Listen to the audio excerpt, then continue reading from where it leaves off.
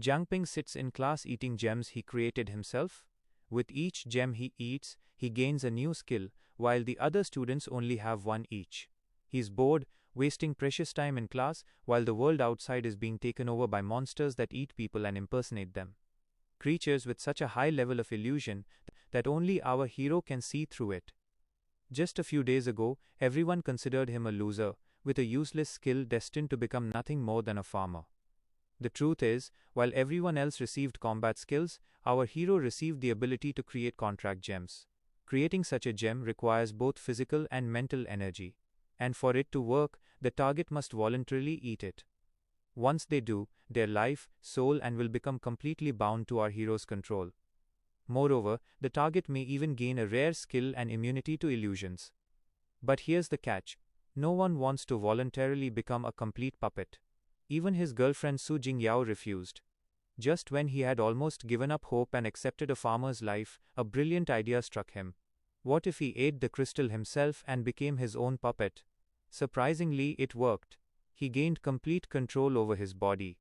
Though with certain limits, he couldn't perform anything supernatural like flying or transforming into other creatures. But he could make his body do anything an ordinary person could, such as mastering martial arts. Still, he could make his body run and do push-ups, while his brain was asleep. When he woke up at school the next day, everything seemed normal, until the school's top student approached him. But while the others cheer her entrance, Jang hears a grim sound and spots a horrifying creature in her place. No one else reacts. And as the figure leans in with a twisted smile, she remarks that Jang looks pale and asks if he is all right. Forcing himself to stay calm despite the terrifying creature before him, he plays it off, saying he just had a nightmare and poor sleep. Using class as an excuse, he quickly leaves. Outside, Jang wrestles with mixed feelings. Unsure if he is hallucinating or if mutated beasts have infiltrated the school. And what unsettles him most is that no one else notices.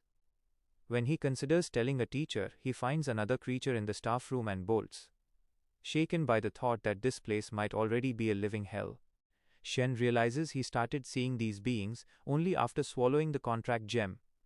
Breaking it down, the gem junkie realizes that as both summoner and summon, only he controls himself and no outside force can tamper with his body or mind.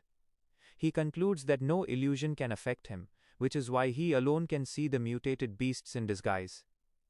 The system identifies the creature as a celestial fox level 26, with unknown growth, able to manipulate perception through cognitive distortion to blind others to abnormalities. At level 1 he is no match for it.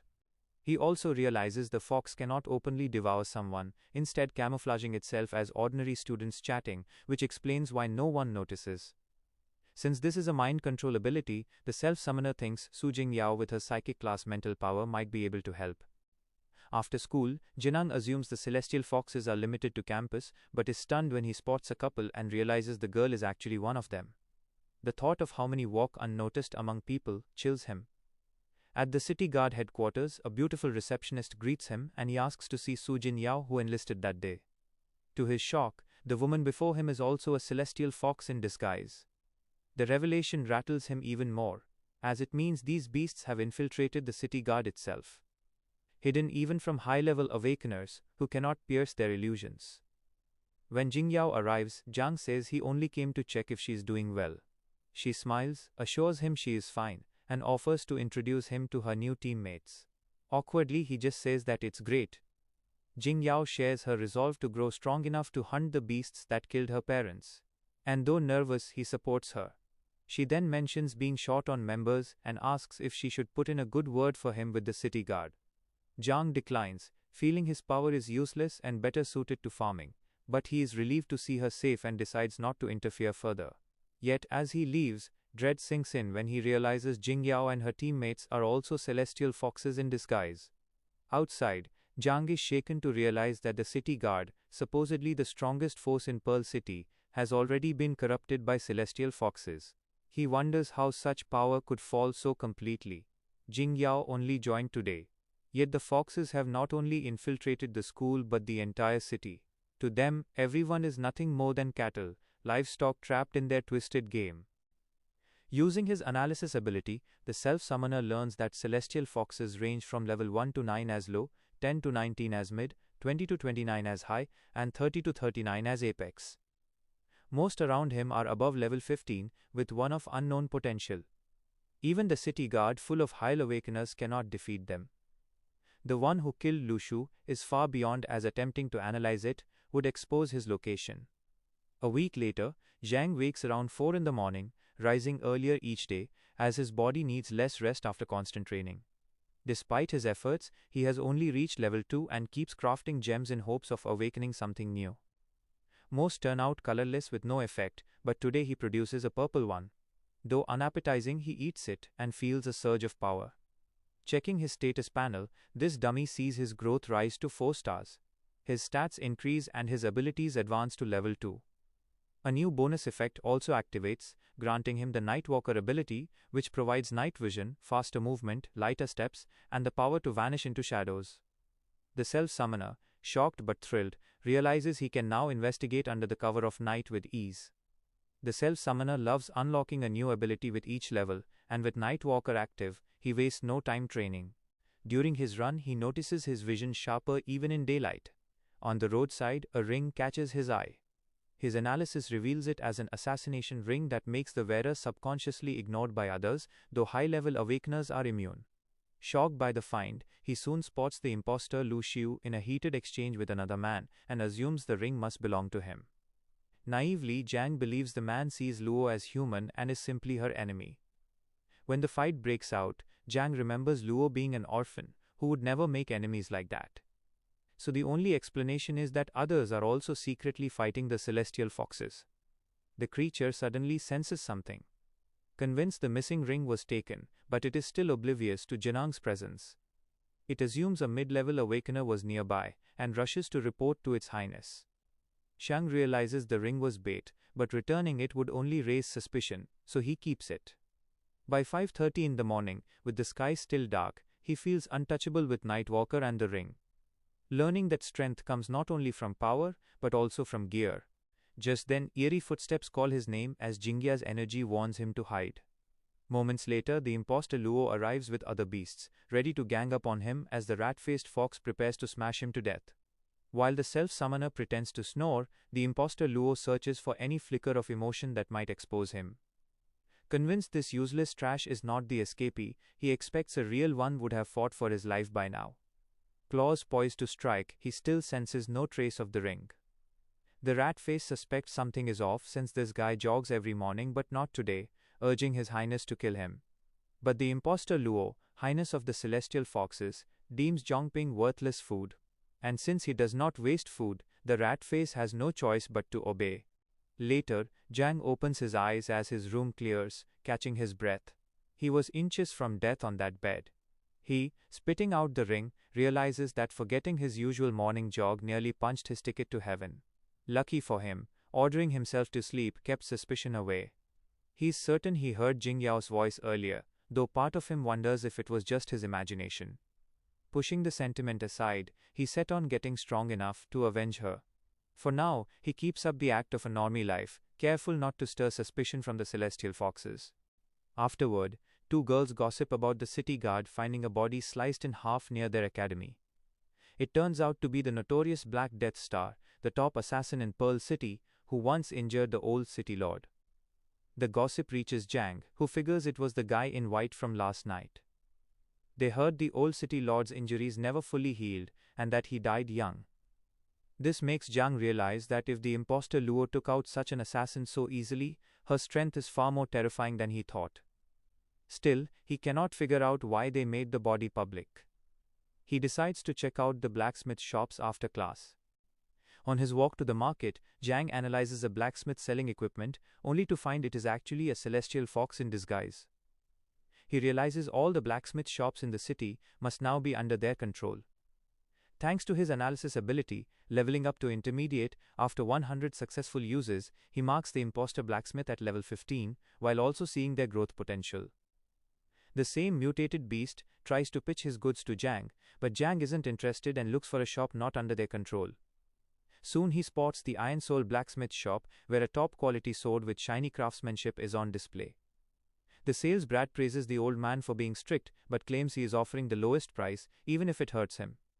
The old man isn't fooled, mocking the brat and asking if his daughter is waiting for dinner. This pisses the brat off, snapping if the old fart is deaf. Just then, Jang picks up the sword to inspect it, angering the brat for touching his stuff.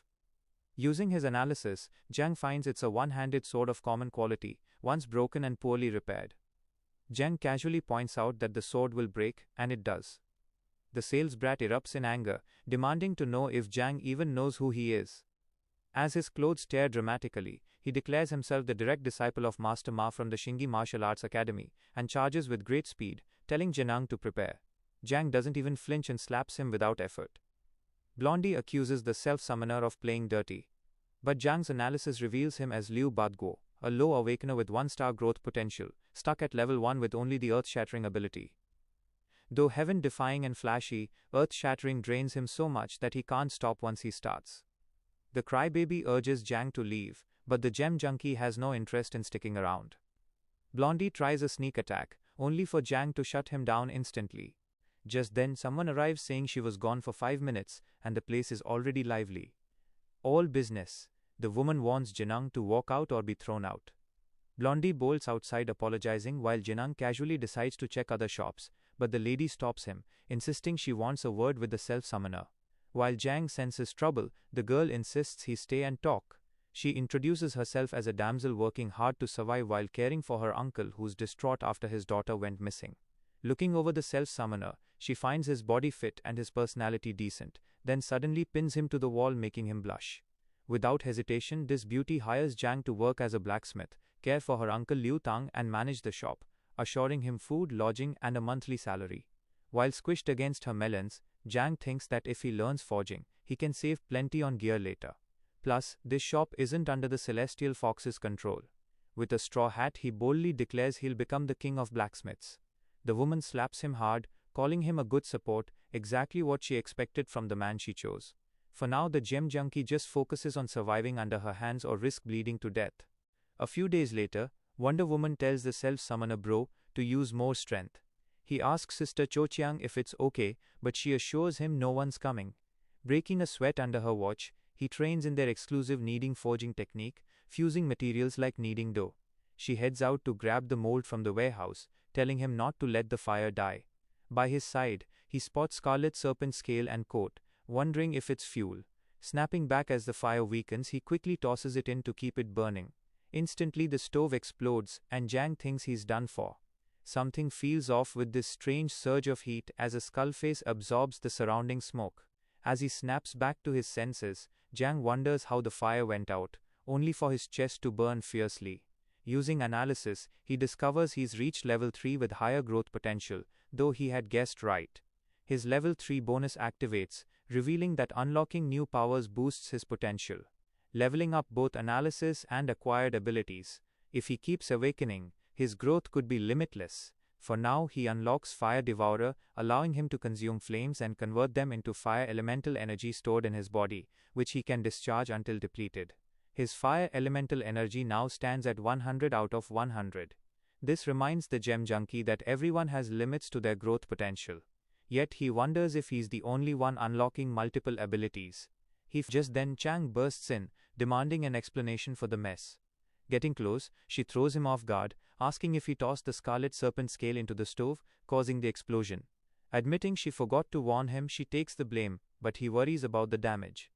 Chang brushes it off, saying it's fine if he is, but she's baffled how he managed to extinguish flames born of a Scarlet Serpent scale, which are nearly impossible to put out.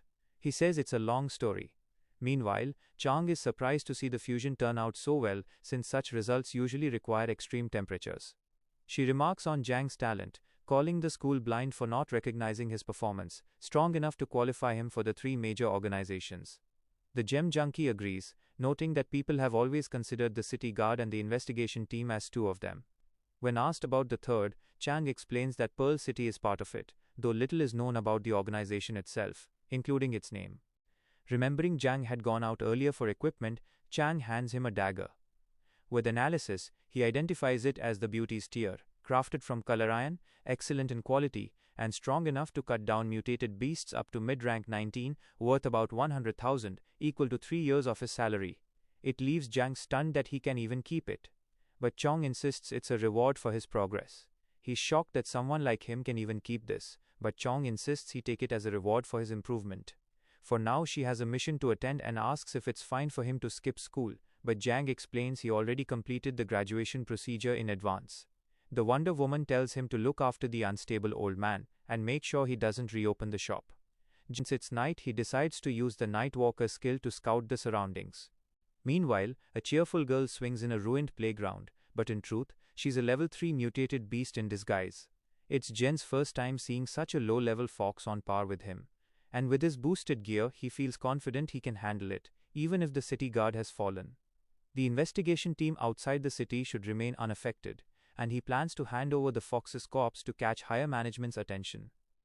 Just then, a chilling voice cuts through the air, mocking him for panicking at the thought of attacking a child. The sound drips with murderous intent, warning him not to move, or he's as good as dead. The voice warns him not to attack, and the shaken Jang realizes the woman is far stronger than he is. His Nightwalker ability and the assassination ring are useless against her, as she sees right through them. She tells him to meet at the orphanage training grounds if he wants to live. When the ominous air finally fades, she's already gone. Jen concludes she isn't with the celestial foxes, otherwise he'd be dead. Jen grew up in this orphanage, spending his childhood practicing sloppy fighting moves in the small park across the street. That's why it's named the orphanage training grounds, which now makes him wonder if the woman knows his past or his secrets. She's clearly been watching him, arriving just in time to stop him earlier, and he suspects she lured him here for a reason. Suddenly, a mutated beast emerges from the woods. Activating analysis, Jen identifies it as an armored venom-tail rat, a 2-star level 5 rodent. Its venom sac powers the bone spurs on its tail, capable of delivering a deadly toxin. The beast is 2 levels above him, so the self-summoner considers retreating, but quickly changes his mind. If he doesn't take it down now, the orphanage kids might wander into danger tomorrow. Besides, it's only a low-level beast, and with Chang's dagger he's confident he can win. In all the web novels he read in his past life, the hero always becomes a combat expert the moment they gain powers, which he knows is total nonsense. He admits he has no real battle experience, yet he can still command Jangping's summoned beast forward. When charging at the rodent himself, he's caught off guard when it flips through the air and rolls to counter. Bracing with the dagger, his defense is sloppy, and he quickly realizes the rodent's armor is too thick for the beauty's tear to pierce. He'll need a new plan to outsmart this beast. While fighting, Jen feels as if he's controlling a video game character, only this time, it's himself. He figures the beast's only weak spot is its unarmored eyes. But when it curls into a defensive ball, hitting that target becomes far more difficult. The gem junkie decides he needs to break the beast's posture. So he activates Fire Devourer and quickly comes up with an idea. He prepares his first command, Pearl Fist, Ratbuster style.